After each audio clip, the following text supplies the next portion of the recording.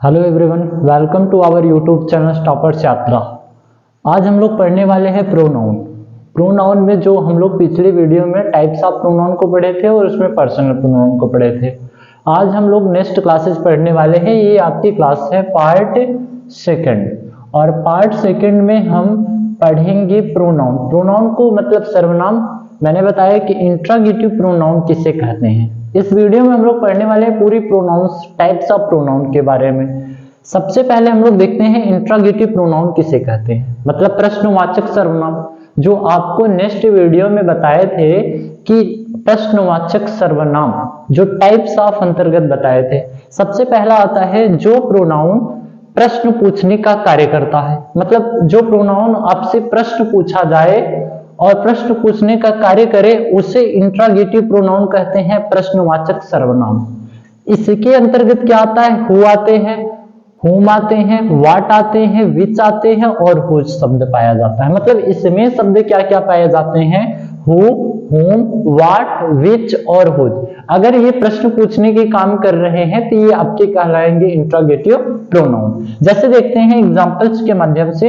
यहाँ पर who wrote this letter, मतलब वह पत्र कौन लिखा, यह पत्र कौन लिखा, और इसमें प्रश्न पूछने का काम किया जा रहा है हु आपके क्या है? इंट्रागेटिव प्रोनाउन है। जैसे नेक्स्ट है कि इसमें दिया गया है व्हाट इज दिस, यह क्या है। अब इसमें प्रश्न पूछने का काम किया जा रहा है तो ये आपके क्या है? Interrogative pronoun. मैंने बताया कि अगर हु, हुम, व्हाट, विच, हुज शब्द पाया जाए और प्रश्न पूछने का कार्य करे तो ये इंट्रागेटिव प्रोनाउन कहलाते हैं। इसमें हुम है और इसमें क्या है? विच है। ये सभी आपके क्या है? इंट्रागेटिव प्रोनाउन है। जैसे पांचवा एग्जांपल्स हम लोग नेक्स्ट एग्जांपल्स को देखते हैं। इसमें दिया गया है, अगर ऐसे दे दिया जाए who killed Ravan, who killed Ravan, इसमें प्रश्न पूछने का काम किया जा रहा है हु किल्ड रावण, रावण को कौन मारा, प्रश्न पूछने का काम किया जा रहा है तो ये आपकी हु क्या है? इंट्रागेटिव प्रोनाउन है। ये आपको आई होप समझ में आ गया होगा इंट्रागेटिव प्रोनाउन। अब तीसरा आता है रिलेटिव प्रोनाउन। रिलेटिव प्रोनाउन मतलब संबंधवाचक सर्वनाम, मतलब ऐसा प्रोनाउन जो नाउन से संबंध बनाए। मैंने आपको नाउन्स का टाइप्स ऑफ नाउन्स पढ़ा चुके हैं जो नेक्स्ट वीडियो में था।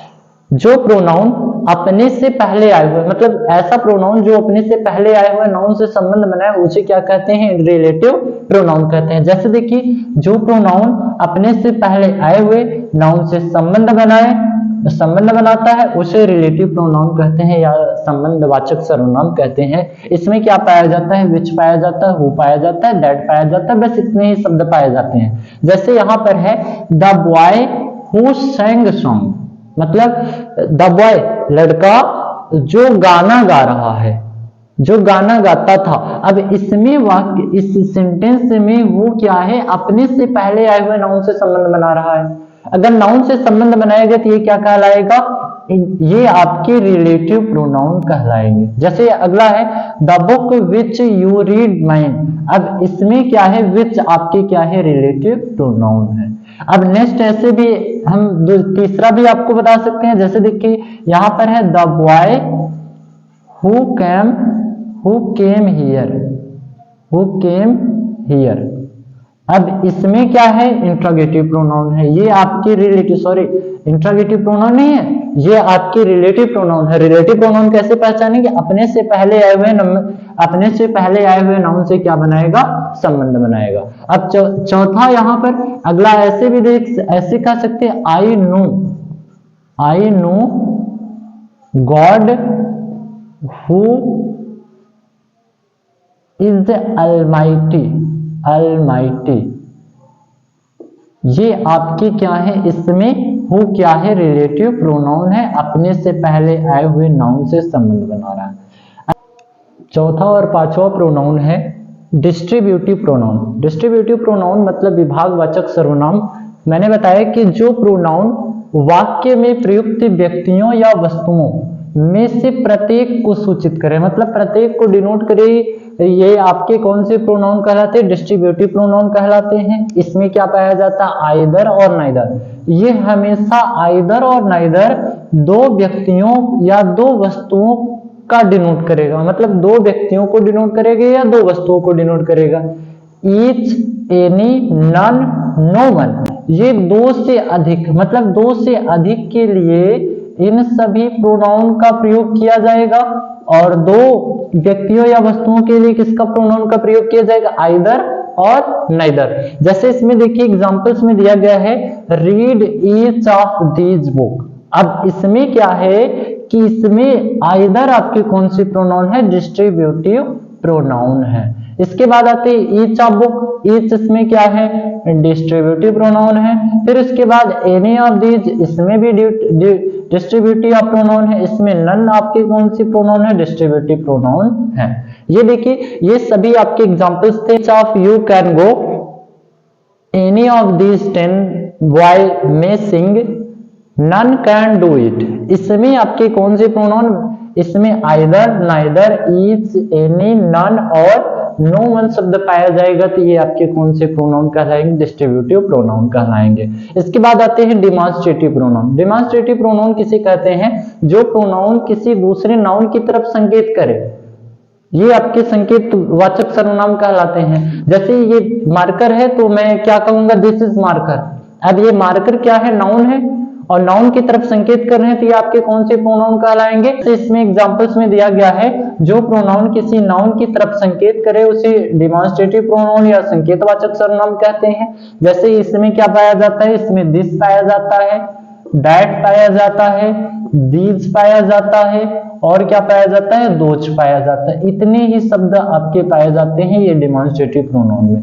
जैसे इसमें क्या है, दिस इज माई बुक। अब इसमें क्या है, दिस डिमॉन्स्ट्रेटिव प्रोनाउन है, डिमॉन्स्ट्रेटिव प्रोनाउन है। इसके बाद दीज आते हैं, तो दैट आते हैं, दोज आते हैं, ये सभी आपके कौन से प्रोनाउन है, डिमॉन्स्ट्रेटिव प्रोनाउन है। जैसे ऐसे भी पांचों एग्जांपल्स, नेक्स्ट एग्जांपल्स ऐसे भी ले सकते हो, दिस इज माई पेन, ये आपके कौन से प्रोनाउन है, दिस डिमॉन्स्ट्रेटिव प्रोनाउन है।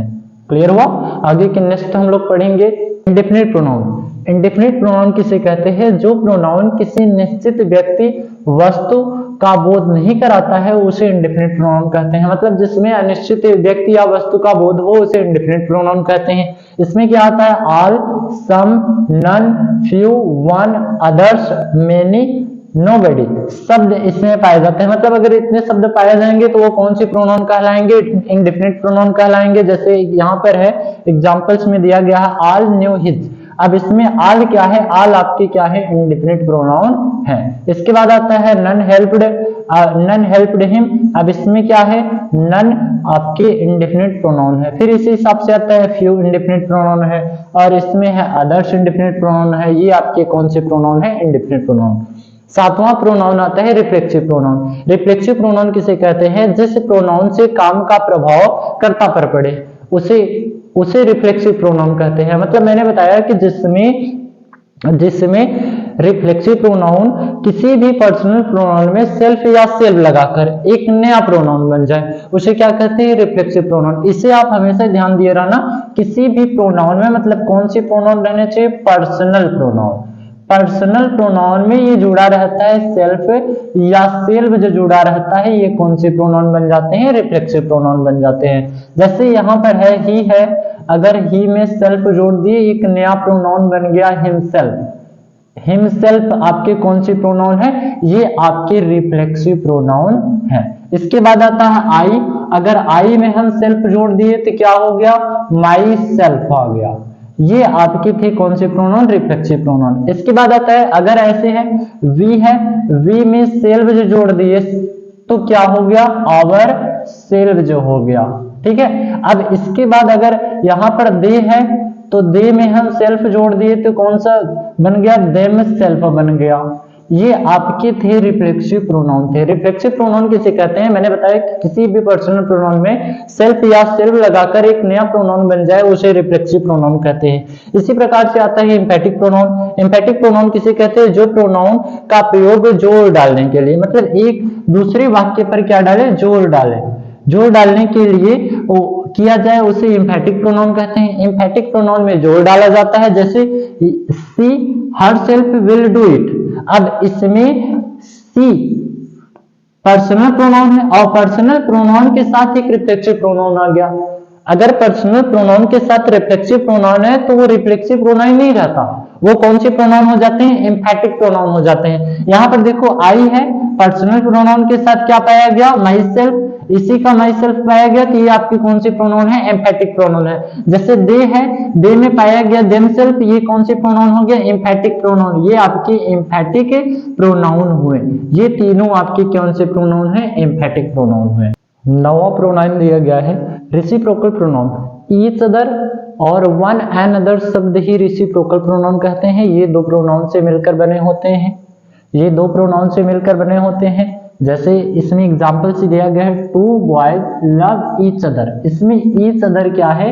ईच अदर आपके रेसिप्रोकल प्रोनाउन है। फिर इसके बाद आते हैं we helped one and other, यहाँ पर आपके वन एंड अदर क्या है? रेसिप्रोकल प्रोनाउन है। इसके बाद आता है एक्सक्लेमेटरी प्रोनाउन, लास्ट वाला है एक्सक्लेमेटरी प्रोनाउन। एक्सक्लेमेटरी प्रोनाउन किसे कहते हैं?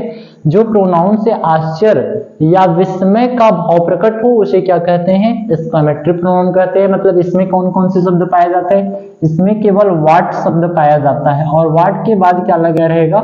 हमेशा व्हाट के बाद मार्क ऑफ एक्सक्लेमेशन लगा रहेगा। ये कौन सा चिन्ह है? मार्क ऑफ एक्सक्लेमेशन, एक्सक्लेमेशन रहेगा। ये हमेशा ध्यान दे रहा ना। और इसमें आश्चर्य का बोध प्रकट होगा तो इसे एक्सक्लेमेटरी प्रोनाउन कहेंगे। जैसे व्हाट ही थीप, इससे व्हाट क्या है? एक्सक्लेमेटरी प्रोनाउन है। फिर इसके बाद आता है व्हाट यू वेंट, इसमें क्या है? व्हाट क्या है? एम्फैटिक प्रोनाउन है।